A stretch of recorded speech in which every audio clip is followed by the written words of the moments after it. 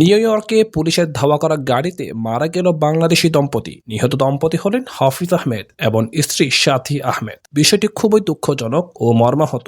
অপরাধীরা পুলিশের হাত থেকে গ্রেপ্তার এড়াতে বেপরোয়াভাবে গাড়ি চালিয়ে এই দুর্ঘটনাটি ঘটায়। পুলিশের ধাওয়া করা গাড়িটি এসে ধাক্কা দেয় বাংলাদেশি দম্পতি হাফিজ আহমেদ ও স্ত্রী সাথী আহমেদের গাড়িকে। তৎক্ষণাৎ সেখানে মৃত্যুবরণ করে স্বামী হাফিজ আহমেদ ও স্ত্রী সাথী আহমেদ এবং মারাত্মকভাবে জখম হয় নিহত দম্পতির 10 বছরের মেয়ে রাইডা। পুলিশ জানিয়েছে এই দুর্ঘটনা 9 ফেব্রুয়ারি শুক্রবার রাত 11টার দিকে নিউ ইয়র্কের পাশে অরেঞ্জ কাউন্টির উডবারির লং মাউন্টেন পার্কওয়েতে ঘটে। স্থানীয় খবরে জানা যায় হাফিজ আহমেদ স্ত্রী ও তার মেয়েকে নিয়ে ব্যক্তিগত গাড়িতে করে নিজেদের কেনা নতুন বাড়ি দেখতে যাচ্ছিলেন। হঠাৎ পেছন থেকে একটি গাড়ি তাদের গাড়িকে সজোরে ধাক্কা দেয়, যে ধাক্কায় তাদের গাড়িরই দুমড়ে মুচড়ে যায় এবং সেখানে থাকা একটি টহল পুলিশের গাড়িকেও ক্ষতিগ্রস্ত করে দেয়। আহত অবস্থায় হাফিজ ও তার স্ত্রী সাথীকে হাসপাতালে নিলে চিকিৎসক তাদের মৃত ঘোষণা করে। নিহত হাফিজ আহমেদের বাড়ি ঢাকার গাজীপুর এবং তার স্ত্রী সাথী আহমেদের বাড়ি বরিশাল। নিহত হাফিজ আহমেদের পৈতৃক বাড়ি চাঁদপুরে ফরিদগঞ্জ উপজেলায়। ছেলে মেয়ে সহ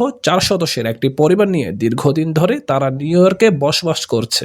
নিহত সাথী নিউ ইয়র্কে গাজীপুর সোসাইটির সাংস্কৃতিক সম্পাদক ছিলেন এবং হাফিজ আহমেদ নিউ ইয়র্ক পুলিশ বাহিনীতে মালামাল সরবরাহ কাজের ঠিকাদারির কাজ করতে। তবে অন্য একটি খবরে জানা যায় হাফিজ আহমেদ ইউএস আর্মির corps of engineers North Atlantic ডিভিশনে কর্মরত ছিলেন। বাংলাদেশে এই দম্পতির মৃত্যুতে নিউ ইয়র্ক সহ যুক্তরাষ্ট্র প্রবাসীরা গভীর শোক প্রকাশ করেছেন। নিহত হাফিজ আহমেদের পরিবারের ঘনিষ্ঠ একটি সূত্র জানায় মেয়ে রাইদার অবস্থা খুবই সংকটাপন্ন। বর্তমানে সে ভ্যালহেলালের ওয়েস্টচেস্টার হাসপাতালে লাইফ সাপোর্টে রয়েছে। দুর্ঘটনায় প্রাণে বেঁচে যাওয়া রাইদার চিকিৎসার যাবতীয় দায়িত্ব নিয়েছে নিউ ইয়র্ক স্টেট। অনেকে মন্তব্য করছে যুক্তরাষ্ট্রে সন্দেহভাজন অপরাধীর গাড়ি ধাওয়া নতুন কোনো ঘটনা নয়। এর জন্য অনেক নিরপরাধ চালক ও পথচারী দুর্ঘটনার শিকার হয়। পুলিশ বুলেট প্রুফ গাড়িতে নিজেদের রক্ষা করতে পারলেও ঝুঁকিতে পড়ছে জনসাধারণ। তাছাড়া এখনো পর্যন্ত এই হৃদয় বিদারক ঘটনায় পুলিশ কাউকেই আটক করতে পারেনি।